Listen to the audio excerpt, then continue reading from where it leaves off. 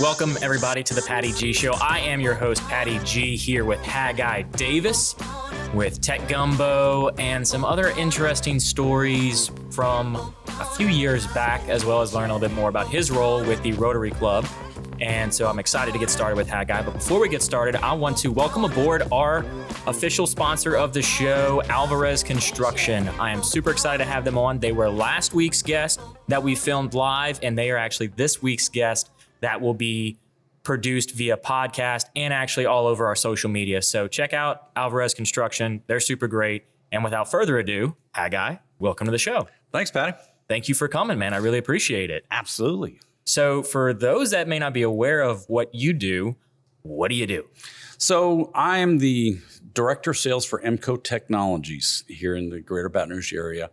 And we are a managed services company. We manage business computer networks. And I've been in IT and telecom for a little over 30 years now. And just, you know, if you've got issues, you've got a problem, your computer system's not working the way you think it should, we come out and we help you, we solve your problems, make things better, and then we keep it so that everything stays in good shape.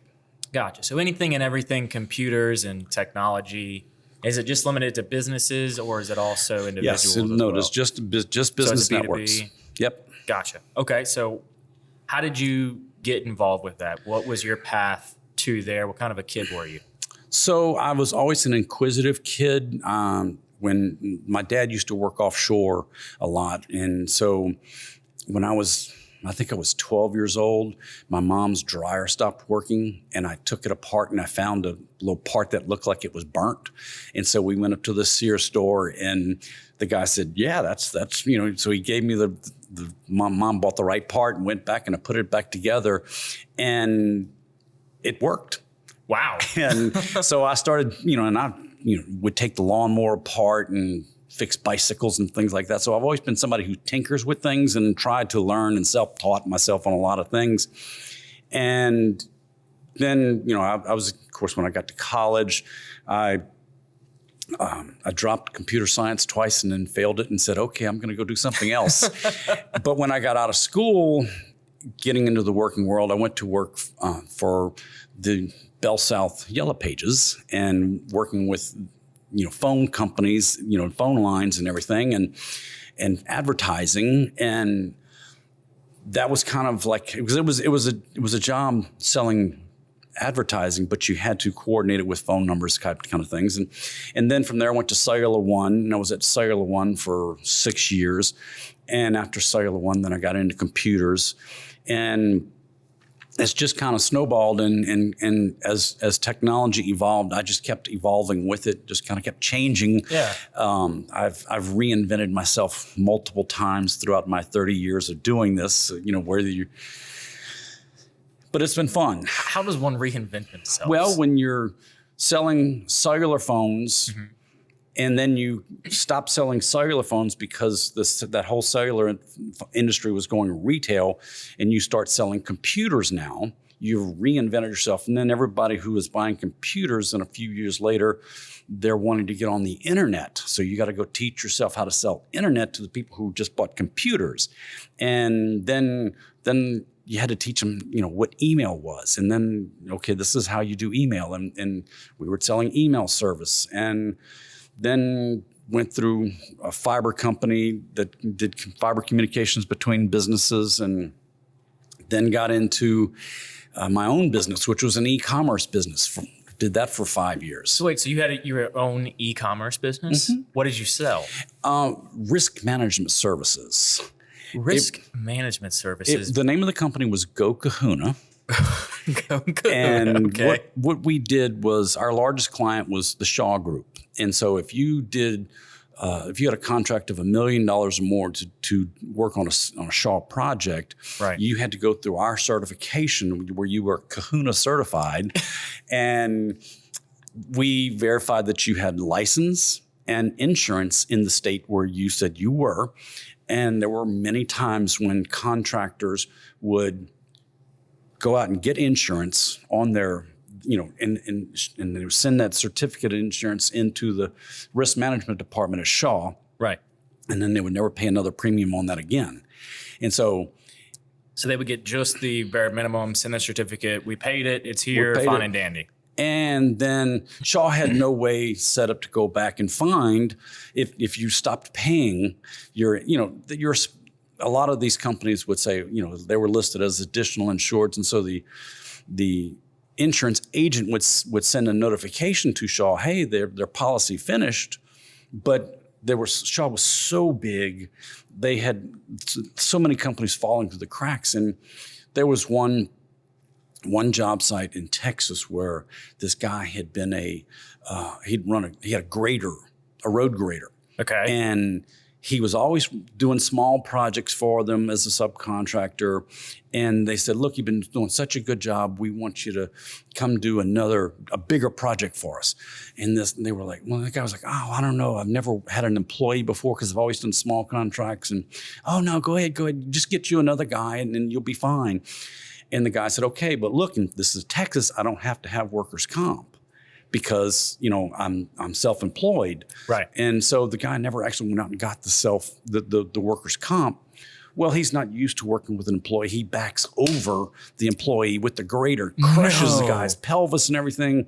Well, the employee sues. This guy's got no insurance. So when your sub doesn't have insurance, it goes up. It rolls up. Yeah. And so now Shaw is on the hook for millions of dollars of lawsuits. And there was another instance I think it was in South Carolina on a military base, I believe. They were building a parking garage, and this contractor had built a multi-level parking garage. And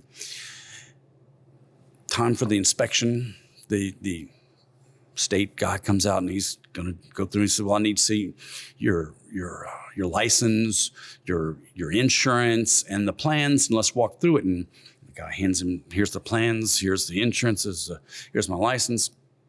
And the inspector said, well, this is not a current license. Do you have your current license? And the contractor, instead of saying, oh, it must be at my office, I'll get it back to you tomorrow, he pulls out his wallet and says, how much would it cost for that to be a current license? Oh, my gosh. Well, that guy goes to jail. But in South Carolina, they made him tear down the parking structure that was built because it was built by an unlicensed contractor, and then Shaw had to pay to have it rebuilt. Wait. So they built this whole parking unit, this whole parking structure. Yes. And then the city or whomever the city, said, state, whatever it was over there, you need to knock it down. You got to tear it down. It was built by an unlicensed because we can't insure it. You can never get insurance on this because it was built by an unlicensed contractor. So Shaw had to tear it down and have it rebuilt. So it doubled the cost plus, and so when we presented Shaw the idea that we will verify every 90 days the license and insurance of all of the contractors that work for you, they said, yeah, fine. So Shaw, on their bid form, you had to put in a Kahuna number. Wow. If you wanted to bid. So we were doing great. And then the economy rolled over into 2009 and 10, and the recession just put us out of business because people stopped building things. Yeah. So then I got out of that and got into the networking, computer networks, and doing what I'm doing, but been doing for a decade now. Gotcha. So you've got this whole entrepreneurial backstory of you went out and did this whole Kahuna thing. Mm-hmm. Where was the name derived from? So the guy who came up with the idea, one of my business partners, they were kicking around the idea, who are the people that are trusted? Right. And in the Hawaiian culture, the kahunas were trusted. They were the people who, if you needed an answer, you went to the kahunas. Gotcha. And so we couldn't just say kahuna. So let's say go kahuna. And go kahuna worked. Now, was it before the whole big G-E-A-U-X? Yes, it was just G-O? It was just G-O. So you were just a plain go kahuna. We were just it go wasn't kahuna. The go No, it was kahuna. just plain go kahuna. And, wow. And we were doing great. I mean, everything was rocking, and then the recession hit. Wow. And we bled ourselves dry until we had to punt and say, okay, we can't do this anymore.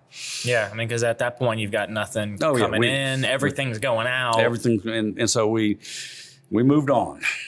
So you've had your initial stage work in the 9 to 5 and then went out within your own avenue, and then you went back. Yes. So from an entrepreneurial standpoint, was that decision tough to close it down, or was it just it was this killer. point we got to make ends meet? It was killer to close it down, and it was a pride thing that there's something that we had built, and it hurt to have it close and to not be able to say yes. This is my one of It's my company. It's my company. Yeah, and to shut it down was just.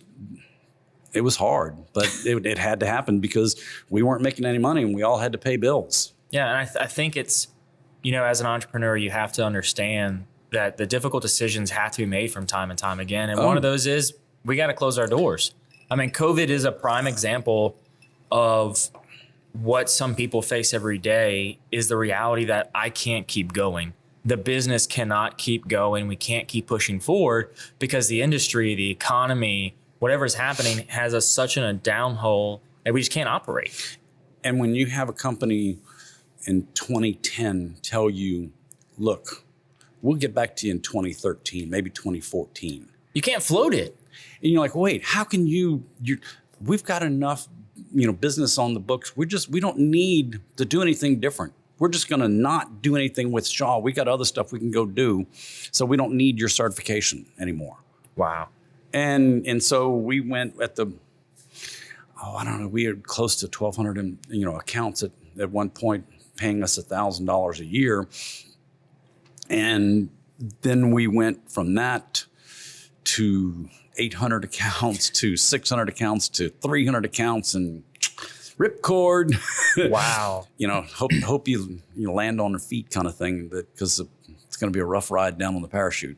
Yeah, I mean, because you don't have small businesses don't have the cash, the and capital there was reserve. No PPP back then. Yeah, there was no PPP that we could just, we'll just get a PPP loan. Then there's a second round. We'll get the second round. It's you don't have enough cash. You're going to sink because you just can't swim without the capital. And there's only so much second mortgage you can do. Yeah. I mean, you can't sit there and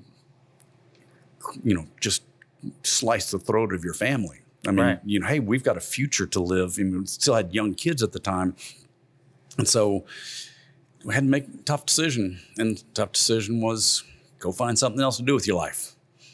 And sometimes that's you transition to that phase of finding something else to do with your life, but you still kind of have that itch, right? Absolutely. As an entrepreneur, it's never really phased out of you. It may be, diminished a little bit and shrunken, but it's still there. You still want to do something outside of your 9 to 5. That work in that 60 to 70 hour week was fun. Yeah. It was great. In the weeks where we only worked 60 hours, it was because it was a holiday week or something. It was Thanksgiving or something, I mean, it was great to get in early, to stay late, and we had our office was in the tech park, and so it was a real cool place to be, and a lot of energy towards making things happen. It was an awesome place. That was 2006, 2005, 2006, something like that, through to 2010. Okay. And it struggled a little bit. One of my partners kept trying to do it from home as a side thing. Yeah. And it didn't last much longer after that. Yeah. I mean, once you starting to see your accounts dwindle away, you've either have to make a big pivot and find something different. But if you can't, because of how focused your company is, you'd have to think way outside the box to make that pivot, or it's like, we can't do it. We got to toss in the towel. Yeah. But then you've come back. You circled back around to the entrepreneurial realm, at least I think it's more of a hobby. It's more than a hobby at this point, right? Tech Gumbo? Oh, yeah. And so Tech Gumbo is our radio show. So I go back when I used to work for ETEL back from 97, 98 through 2004, something like that. And one of my accounts was Channel 2. And we had just brought a T1 of internet into Channel 2. Wow.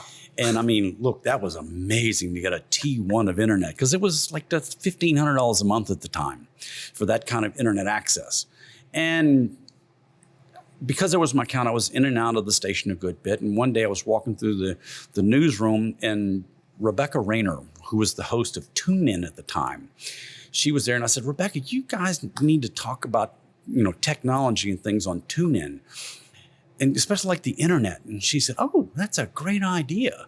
And she said, and it needs to be me, doing it for you. And she's like, you would come on the radio, on the TV with us? And I was like, yeah, that sounds like fun. And so me, TV, sure, let's go. Completely untrained, no idea what I'm doing. The first time we were on, and it was Rebecca Rayner and Leo Honeycutt and myself. And it was a 3.5 minute segment. And about 3 minutes into it, Leo asked this question. And I don't remember what the question was. Wait, a 3.5 minute segment?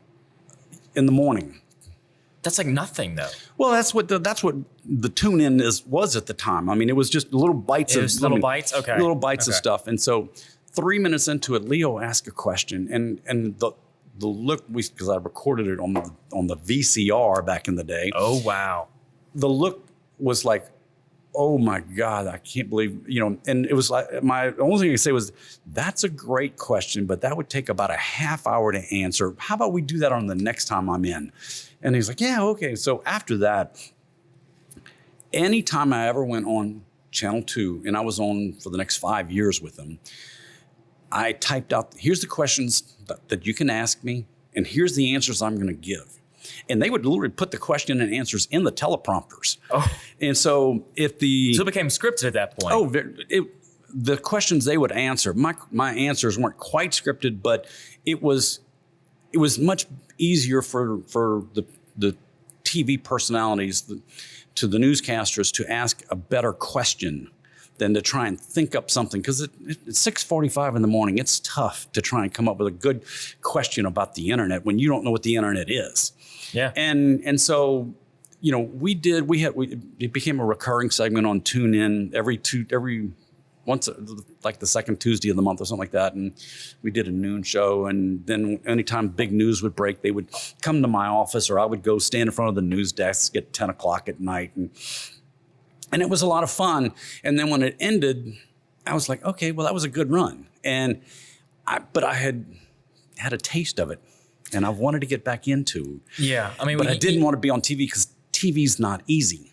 No, because TV is so hard cut out. Do you look at the camera? Do you look at the host? Do you look at the camera? Do you look at the host? Exactly. It's like here we've only got, a smaller setup comparison. We've got 3 cameras here set up, but it's still, we don't have to look anywhere. They're here to capture what's happening. But as a TV, it's, no, I need you right here at this box. And then it's like, all right, now I'm on. Come over here. Look at this guy. Yes. All right, now back over here.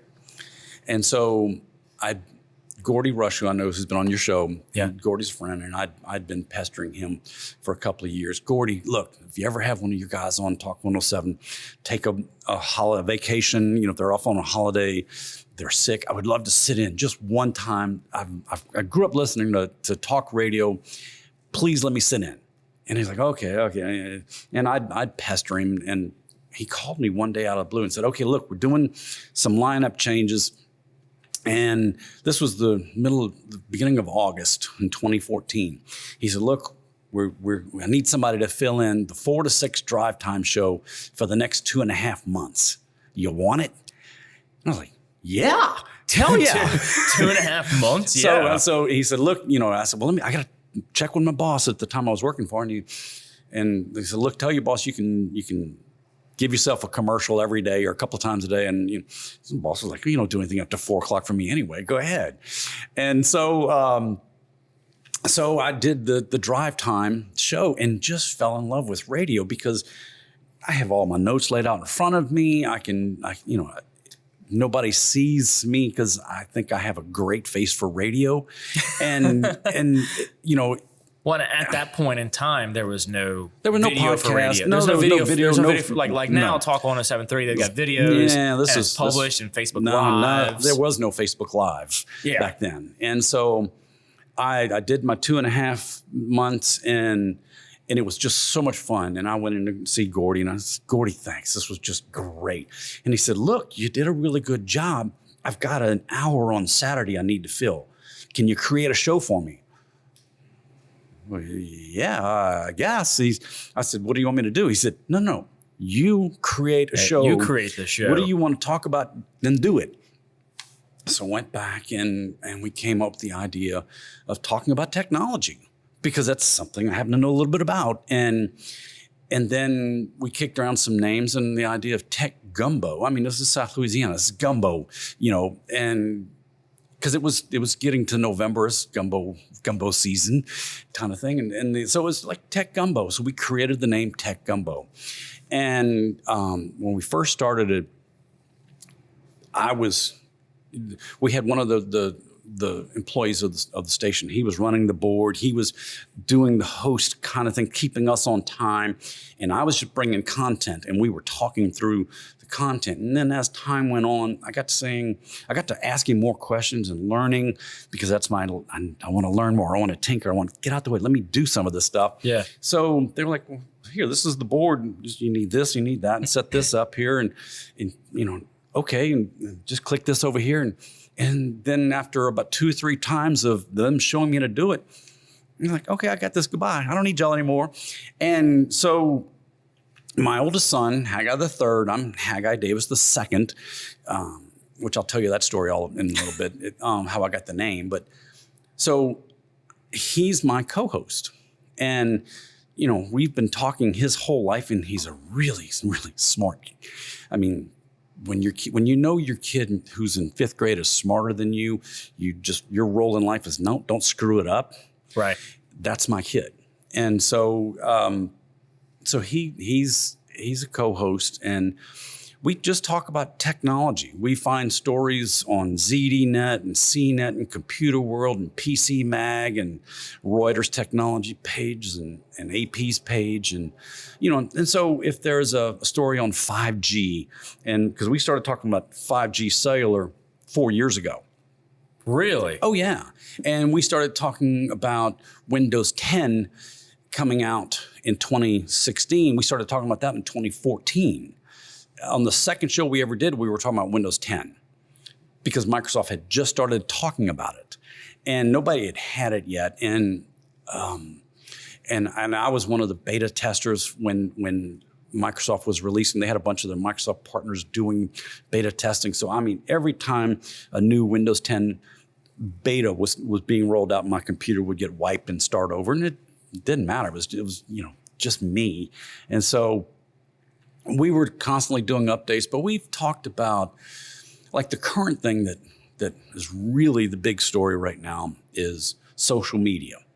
In the 1996 Telecommunications Decency Act, and specifically Section 230, which is what gives Facebook and Twitter and all the other social media platforms, it gives them protection, so that if I go and post anything on their sites, they're not held liable for the things I say. Right. It distinguishes between the platforms and the users of said platforms. The content doesn't belong necessarily to Facebook. The content belongs to Haggai. Correct. Or the content belongs to Patty G. And as long as you're not, threatening someone's life or some of the other things that have recently been coming up on some of the different platforms, they just pretty much kind of wiped their hands off and said, we're going to stay away from it. Yeah, you post whatever you want. And things have just gotten out of hand as of late. And so now you've got the political right is furious with Section 230, and they want to change it because the political right thinks that it's stifling what they can say. You got the political left wants to get rid of Section 230 or completely rewrite it, because they think Facebook and Twitter and all the social media platforms should be doing more to control the content. And so both sides of the political aisle are furious with Section 230, but for different reasons. Right. And so if they change something with 230, then Facebook, Twitter, all the Snapchats, and all the rest of these social media platforms can and or will look very, very different if they are even still existing. Yeah, it's going to be the age of turnover. Yes. You're going to have these Facebook giants, these Instagram giants, Twitter giants, Instagram, Twitter, Snapchat, TikTok. And now you've got Clubhouse, you've got all these different social media platforms that it's going to be a big shift. Yes. And it's going to say, who is the next platform that can survive scrutiny? Because if they sit there and say, no, we don't like the content you're posting, we're taking you off. Doesn't matter what side of the political aisle you're coming from. If we don't like anything you're saying, we're wiping you off.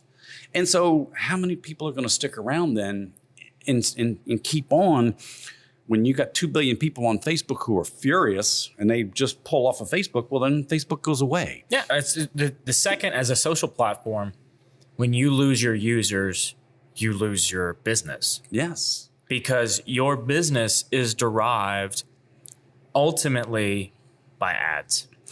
So one of the things we've said for a long time on Tech Gumbo, when you're on the internet, if you're not paying for it, you're not the customer, you're the product. Yep. And people have a hard time understanding that. We just did a 22-minute segment about the different information that Facebook collects on you. It's a lot. It's a There's whole lot. 83 categories of information that Facebook collects about you. In 41 of the 83 categories, the last thing it says is other data. To grow the umbrella of all umbrellas. So the fact that Facebook knows more about you than you do, and Google knows more about you than Facebook does. And now Alexa is creeping up. The delusion of privacy ended with the beginning of Google. Yeah. Is another one of the things we've been saying, because there is no more privacy. Your social security number is floating all over the internet. Whether you like it or not, if you've ever posted, if you've ever applied for a credit card, if you've ever had to give anyone anything, your social security number, it's out there. So that delusion of privacy does not exist. Yeah, it's waiting for someone to take said privacy and exploit it. What are they going to do with it? Yeah, how can they take it and how can they make $1? How can they make $1 by using it? I love that analogy that you said. If you don't pay for the social platform, you are the product, not the customer. Because they're not saying, hey, look, Ford, here's Haggai Davis. Yeah. You want to sell an ad to Haggai. What they're saying is, hey, look, here's a guy. He's in his mid-50s and he's mostly conservative. He lives in Baton Rouge. He likes pickup trucks. You want an ad for a guy like that? Okay, great. We've got that guy. We can place an ad on his thing. Instead of spending money with the broadcast networks, where if I don't have my TV on, I don't see their ad. Right. Or a billboard. If you don't drive by the billboard, I never see it. And I guess you could cross apply it to the social media platforms. If you're not on the platform, you don't see it. But as soon as you get on the platform, which 9 times out of 10, in fact, 9.9 times out of 10, you're going to get on a social platform more so than you'll see a billboard in Addis. Absolutely. Like, it's just not going to happen. Because they're not going to put advertising for feminine hygiene products on my Facebook. No. There's no way on earth they would ever do that, because that's not what I'm interested in. I have no reason to ever. And so, but hey, this guy likes tools. Guess what shows up? Home Depot and Lowe's ads are always running on my computer. Yeah. Because I've been in there. And they're able to articulate the message in a way that's scary for a lot of people. Sure. I mean, when they look at like, oh my gosh, I just had a thought and I was having a conversation with somebody on the phone, and then I did a Google search afterwards about this one particular product, and now I'm getting advertisements for competitors. It's like, how do they know this? Well, how do they know this? Whenever you said, I agree to said terms and conditions without reading them, one of the terms and conditions was, I will listen. Great story about terms and conditions. We did a story about a month ago on, we know you've never read the terms and conditions, because the terms and conditions on Facebook's page is over 14,000 words. I have never read. I haven't read them. The terms and conditions on Snapchat is almost 13,000 words. Wow. And so all these different platforms, it would take you hours to read all of these, just of the 17 top platforms between Google and Facebook and all the rest of them, it's like 37 hours of total reading time. If you sat there and just read, the average reader going through each one of the terms and conditions that you're on every single day. Candy Crush, the game Candy Crush, 16,000 words. Wait, more than Facebook? Yes. More than Facebook. Candy Crush, the video game, had more words in their terms and conditions than Facebook. I've never played Candy Crush, but I'm still shook. I've never either. Yeah, I'm shocked by that. But the fact that you've had because there's so many in-game purchases that they've got to have T's and C's to cover themselves for. And the fact that, you're playing this game, Candy Crush, but then you went over to Google. So now add the double click and that advertising thing. I get your browsing history for the next 30 minutes. I get your browsing history, period. Yeah. Period. Yeah. It's when you sit back and you actually start reading some of these terms and conditions and you start looking through what they say they have the rights to and what you forego, it's almost just, it's mind blowing. It's amusing to me to see these people. I do not give Facebook permission to use my pictures or anything. You're seeing people post things like they believe that. It's like, psst, hey, you posted it on Facebook. That means you gave the right to them to do it. By the fact that you're on Facebook means you didn't read the terms and conditions because they're saying we get it all. You've already done that. You've given them permission. Yeah. And that creates a good segue for podcasting. Yes. So the Tech Gumbo is a podcast. Yes. It's also a radio show. Yes. So it's on both platforms. Yes. So whenever you're creating a podcast as an entrepreneur or as a business, because now businesses are finally starting to realize the value of podcasts. Sure. The value, the content that is created within the shows between, even if someone's just doing an audio, because a bulk of the podcast don't have this setup. Right. This is quite a setup. A bulk of the podcast do not have, 2 4K cameras, a live stream app, another app that we're live streaming on for the first time, and the fact that we can read in comments. They don't have it, but it still provides value because it's where the ears are. Well, and look, I love this arrangement. This is quite an amazing setup. We're a little less tech, on Tech Gumbo than this concept. Well, look, when Flashbang Productions comes in, they bring in all this tech and all this gear. And I love it. This is impressive. I mean, we use Microsoft Teams to record our show. Yeah, I was on your show. I know you were. It was great. And so my son he lives in New York City, in Brooklyn. He's a student at NYU. He's getting a PhD in autonomous vehicles. That's out there. That didn't even exist a few years ago, and he's getting a PhD in it. Okay. Yeah. And you have to argue a thesis on autonomous vehicles. When I told you the kid was smart, I wasn't just kidding. I've spoken with him. I know you were. It's incredible. You were on our show, and so it was a great segment, and we really enjoyed having you on. But we record on Teams, and then I take that MP4 and I create. I convert it to an MP3 for audio, and I send the audio to the radio station, and then I take those segments that are on MP3 and I push that up to the podcast platforms. We don't do video. Yeah. Which I don't see why not. It's on Teams. It's recorded, Haggai. Why not just post it to the Facebook page? It's additional content. We've kicked it around, and we probably are going to have to start doing that this year. Well, I think with COVID, it opened the door to accept Teams meeting video quality, to accept Zoom video quality videos. I mean, it's becoming accepting of a lower grade quality video. Well, if we did it in the long term, we would not use Zoom or Teams. We would probably use StreamYard. Either way, it's seeing somebody stream something and have those camera angles face to face. And not something like this. I mean, the video angle we have now is the two of us sitting on chairs, as opposed to when you look at it from a StreamYard, you have a box that is you. And then you have another box that is the host. And then their box lights up when they're talking, or their box gets brought to the front. And so you have this different element that people are now like, yeah, that's the norm. StreamYard's a little bit different. That's what we do the Rotary meetings, because we can push it to Facebook and to YouTube simultaneously. Right. And it allows for easy transition between different people coming on, because we'll have one person do an invocation, another person doing the pledge, and another person doing a four-way test. And then the person introducing the speaker, and then the speaker, and if they have a PowerPoint or some kind of presentation. So it's an easier transition. It's a studio platform. Right. And it makes it a whole lot easier for our tech team at Rotary to be able to do that while I'm sitting there on screen talking. And Rotary is a lot of fun. And not to segue too very much into it, but I do enjoy being in Rotary, especially the Rotary Club of Baton Rouge. Well, you're the president. I am the president of the this Baton year. Rouge chapter. So what's Rotary Club? The Rotary Club is the world's largest service organization. Okay. There's about 1.3 million, 1.4 million Rotarians around the world.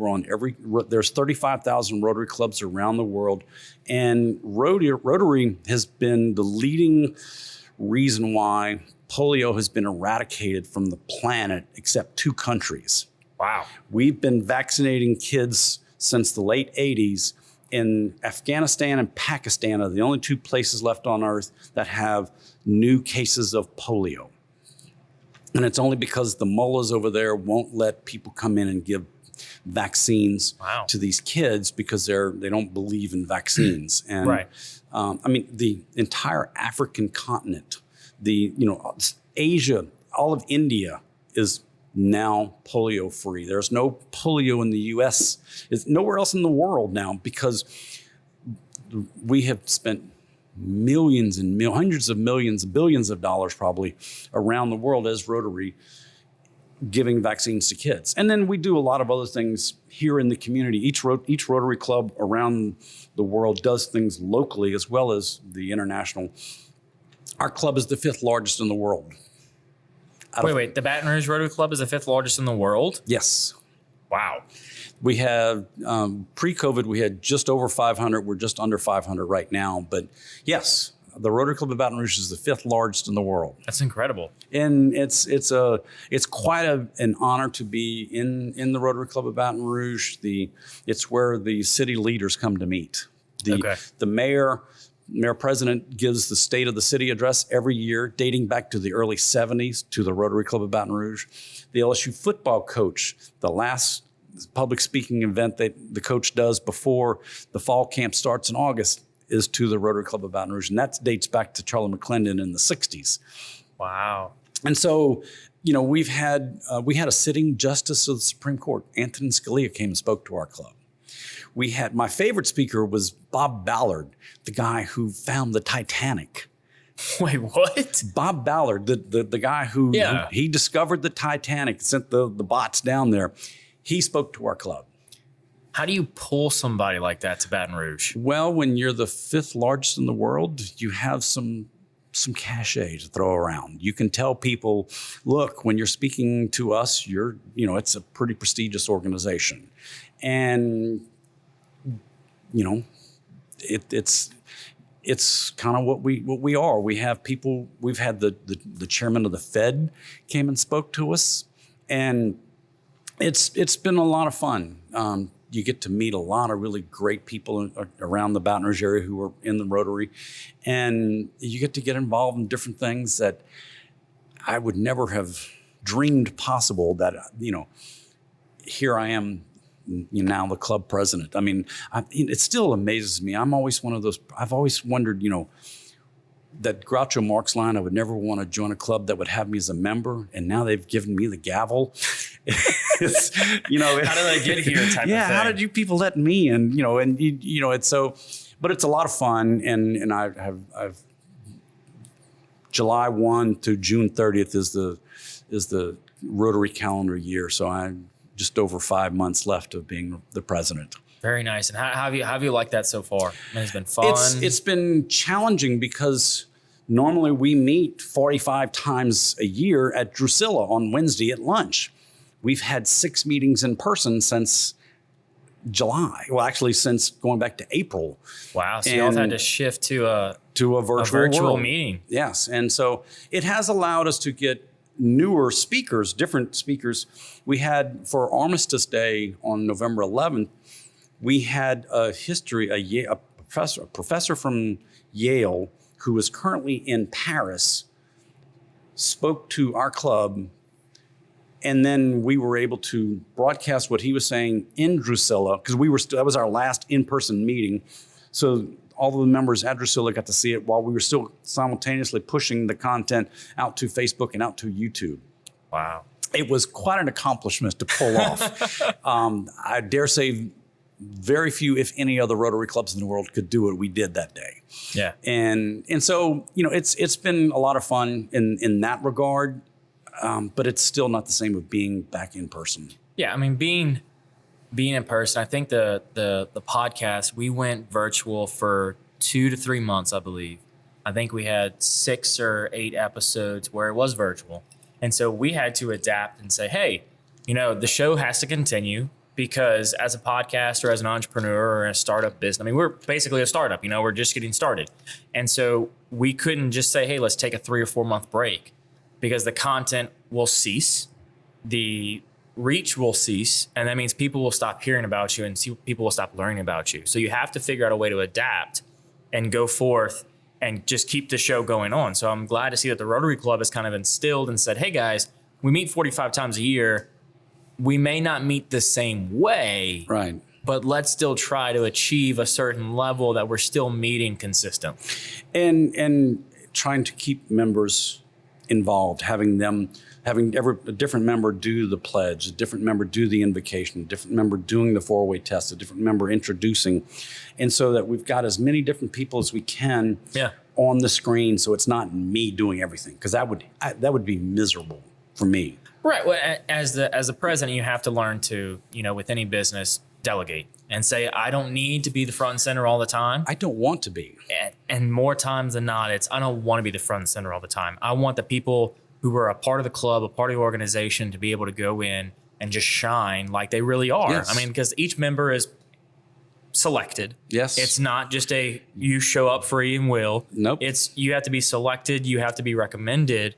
You have to be invited. Yes, you do. To be a part of the club. And so once it's in there, we want you to shine forth and say, hey, this is who Baton Rouge Rotary Club is. And it's not just anybody with a pulse can walk in and say, I want to be. You go through 2 levels of scrutiny before you get the official invitation. And you have to have done something with your life. We want to see people who've been committed to our community, who've done things in the community, and because we're going to continue to do things for the community, so we don't want dead weight, for lack of a better term, coming in. You don't want somebody who says, I want to have it attached to my name. Right. I want to come in and say, I'm a member of the Rotary Club. Please don't come if you think this is just going to be a resume builder for you. That's not what we want. Yeah. If you're in and you're doing a lot with it, it will be great for your resume. I'm not denying that, but this is not the reason to join. Yeah, it's not the reason to join. Once you're here, great. Let's see what we can do to grow the community as a whole. But to get in, you have to show you've at least tried outside. You've had to have done things in the community. Yeah. Absolutely. Which, I love the fact about you have to have done something in the community. Because when I have the show is at the point where people are starting to reach out and say, hey, can we come on the show? Hey, can we come? When can we come on? Can we get in the lineup? I'm like, you can, but for me to ask someone to come on the show, I've already done the research. I've already put in the time. I know you meet what the show is about. But for you to ask me, I need to know what you're about. What are you doing in the community? I need to learn about you if I don't already know. Otherwise, sure. If I know about you, great. I know what you're doing in the community. I know you love Baton Rouge. I know you're dedicated to Baton Rouge. And I know you're an entrepreneur that has great stories to tell and lessons to give. So come on the show. So I love that you've how the Rotary Club has just built that into their system, and just it keeps on going. Yes. And so within that, we're starting to wrap up the show and get towards the end, because we do have a certain cutoff point, sure. right? Yeah. But you've done a lot of things. You've gone from a 9-to-5 to an entrepreneurial journey, back to a 9-to-5, back to a hobbying on the radio, and now you're the president of the 5th largest Rotary Club in the world. So within that career, that life that you've led thus far, you probably gained some lessons. You probably learned a few along the way. Yeah. I mean, one of the stories I wanted to get into, but we just got carried away, was about you being so involved in making that was it the Blue Act? The blue laws. The blue law passed. Repealing the blue laws. Repealing the blue laws. So you've got so many lessons under your belt. What are 3 that you would kind of give to people that you've learned? The first one is find something you're passionate about. You've got to be passionate about what it is that you do. If I love technology, I've always loved tinkering with things, and learning has been important. I've always been reading. So if you're not passionate about it, you're not going to help teach yourself, because a lot of the times you're going to have to teach yourself a lot of this stuff. You can go to classes, you can go to seminars, but you're still going to have to learn on your own. Right. If you're not motivated to do that, then you're not going to advance, or you're not going to succeed. The next one I would say is find something you're capable of doing. If you don't have the ability to speak to people, don't be in sales. If you don't have the people to speak in front of, get in front of an audience, don't try to be a public speaker. If you're great at crunching numbers and working through spreadsheet, go be an accountant like yourself. We can speak to people too. You can, but I'm not a number cruncher. Right. Look, if I round up to $100, I'm plus or minus, I'm comfortable. Okay. So, if I got to find the missing penny, I'm screwed. That's not my world. I love finding that penny. Oh, I know. And that's penny. That's what you're good at. That's something you can do. I can't find the penny because I don't give a damn about it. And then you have to find something that, if you don't think it's right, if you've got a better way of doing it, if something pisses you off because you think it needs to change, good. And that kind of goes back to passion, but you've got to find something that you can make better. Right. If you just want the 9 to 5, just punch the clock and do my work, get my paycheck and go on with life, great. The world needs you. The world needs lots of people like that. Those. But if you're somebody who wants to excel, if you want to set the bar and fly over it, you're going to have to work your ass off. 9 to 5 doesn't exist. Even if you're, don't own the company, 9 to 5 doesn't exist. My day starts, early with emails, and sometimes goes late doing things like this or going to social events. And every time I'm at a social event, I'm talking to people. And people know what I do. Oh, hey, you work on computer networks? Yeah, can you come by and see me? I'd love to. Here's my card. Give me one of yours. Don't do a sales job there. You networking there. Yeah, you make your contacts. People. People went to LSU or to college to get educated. I went there to network. I managed to cram. And I gained an education while I was there. I managed to cram the 4-year program at LSU into 6 years. That's impressive. And I had more fun at LSU than most people have in a lifetime. Right. But I learned how to work with people, how to socialize and network, and it was invaluable. It goes back to that mentality. Everyone's in this service, the customer service business. Absolutely. Everyone. I don't care what profession you're in, it's customer service. It's sales. Sales. Yeah. Everybody is in sales. If you're sitting at the drive-thru and you say, "Would you like fries with that?" Welcome to sales. Yeah. If you're an accountant and you talk to somebody and you say, "Hey, look, if you need some help, our firm would love to come work with you."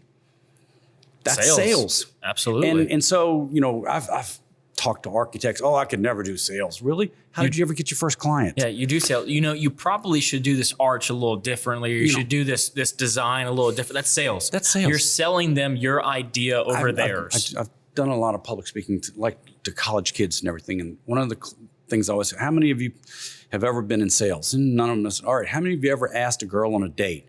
And everybody's hands go, okay, you're in sales, sit down. How many of you girls have ever, asked a guy out? A bunch of them hands go up because they have. Yeah. And okay, you're in sales, sit down. Asking somebody for something is sales. Whether you like it or not, that's what it is. And so you've got to be passionate enough about your business, about the business that you're in, to be willing to ask somebody to do business with you. 100%. Yeah. No, I love those. Those 3 things are becoming a common theme within the show, and I'm glad they are, because it's a issue, it's a reinforcement that needs to be heard every single day. And so those are the things that I've done my whole life, especially my professional career of over 30 years of being in the greater Baton Rouge area, is working with the community. People know me, they see me, and whether it's been on volunteering, different things, and getting involved. And hey, don't you do technology, you do computers, Right. you did cell phones, can you come help me? Yeah, I'd love to. How about I call you tomorrow? Okay, great. And then you show up. And then you find a solution. The thing that a lot of people have a problem with, if you go and you make a sales call and somebody doesn't have a problem, if there's nothing you can solve, you're not going to make a sale that day. Yeah. You've got to have somebody who has a problem with something and then go be the problem solver. Because that's what sales is a problem solver. Absolutely. You have to solve a problem If there's in no everything. If there's no problem, there's no sale. Exactly. They're happy with they are. They're over. They're going to stay with what they are if they're happy. And you have to recognize that there is no sale and move on. Exactly. You have to be able to not have to sit there and hard sell them. Oh, no, you need this. You need this. If they sit there and say, no, I think we're good. No, I think we're good. No, I think we're good. They're probably good. And so most of the time when I've been called in or gone, it's because somebody had referred me. So most of my sales world has been about referrals. Right. Because I'm social that way. I've networked that way my whole career. Yeah. And so that's what, has been fun. And that's how I got to do the radio show, was because I knew Gordy, because I networked with Gordy. And that's, how now that we're doing the podcast and we've got sponsors, because I've networked with them. And so, yeah, that's what you got to do. You got to get out. You can't sit at home. You can't sit on the sofa or watch ESPN all day and think that that's going to do it for you. You've got to go get out and do it. You got to get out and build something for yourself. Yeah. So a few more questions for you. Sure. What is something that you enjoyed doing as a kid you wished you still could do today if no one stopped you? Probably, actually, I grew up down in Morgan City. Okay. So I was a mischievous kind of kid who did a lot of hunting and fishing kind of things. And, Morgan City back in the 70s when I was a kid was Mayberry. We got away with everything that you could possibly do. And probably being more mischievous would be something. If I could get away with it, if I could do it and just go create, not trouble. I mean, I find trouble as it is already. Trouble finds you more trouble like finds it. me, however you want to phrase it. But just to go do some things that are not illegal, certainly never illegal, but just Patty G Show's thoughts are not those of Haggai's. They're in the gray area. There's nothing. There's not a hard black and white. I mean, but I don't. That's not who I am anymore. That's what I was as a kid. Right. I lived in the gray area back when I was a little kid. I think a lot of people lived in the gray area as kids. The Rotary president of Baton Rouge was caught doing it. You don't want that. I can see the headline now. Rotary Club president of Baton Rouge says, I like the gray area. It would be really, really ugly. Yeah, we can clip that, right, Cody? We'll clip just that line. Perfect. Okay. But yeah, I get it. You want to be more creative and get into different things. It would be fun to go do some of the things that we used to do. We'd go, knock on somebody's door or ring their doorbell and go running and, kind of thing. Goofy stuff. Right. That was just fun and funny. It was innocent. And I mean, not that I would want to go do that now, but to be a lot more rambunctious or creative or just spontaneous sometimes. That would be something I would like to be able to do. I like it. When you're a parent, when you got a, spouse and mortgages and jobs, and you can't. It's tough to be spontaneous when your life is scripted in your Outlook calendar. That Outlook calendar saves me more times than not. Oh, if it's not on my calendar, it doesn't happen. Yeah, I'm at that point too. So 2 more questions for you. Why do you love Baton Rouge? So Baton Rouge is the world's largest small town. That's a fact. I grew up in a small town. I grew up in Morgan City. You knew who was doing what with who in Morgan City when they were doing it. In Baton Rouge, you know who's doing what with who, but it just takes a week or 2 to find out. But everybody finds out. If that. Yeah, if that. Sometimes it's a couple of days, but and so it's real easy to know a lot of people in Baton Rouge. Mm-hmm. And when you can get to know as many different people as I have had the opportunity to meet in the greater Baton Rouge area, you get to see the different walks of life, the very diverse nature of what Baton Rouge is. And you understand people's stories better when you know them. And I've had a great opportunity to really get to know a lot of people. And so it's been a lot of fun for me. I've raised 2 kids here. My wife and I have lived here, since the day we got married. And it's home. I've traveled to 40 of the 50 states. I've been through Europe and Central America, and I've never lived north of I-10. Wow. Because this is home. Yeah, and it has that and it has home feel to it. And so why would I want to live anywhere else? 100%. I agree with that. It's Baton Rouge being the little big town is becoming truer and truer every day. New Orleans is the world's smallest big city because there is some anonymity in New Orleans, but not much. Yeah. There's no anonymity in Baton Rouge. No. There is, this is just small town. Yeah, everybody knows everybody and they know everything that's happening within your business. Absolutely. Yeah. So one more final question for you. What can I do to help you? So what you can do as a young up-and-coming professional is stay involved. Not get involved, because I know you are involved already. Stay here, raise your family here, and be a part of the solution to make Baton Rouge better. I don't think my kids will live here. Number one, because autonomous vehicles are not coming to Baton Rouge, so the oldest one's gone. The They'll get here eventually. Oh, he'll come visit a lot. Yeah. The youngest one's at Louisiana Tech, getting a computer science degree, and is looking at the Pacific Northwest. Can't wait to get there, kind of thing. Because this is not a hotbed for what he wants to go do. Okay, go. But come visit. And I get that. I left Morgan City, came to LSU, and just never really left.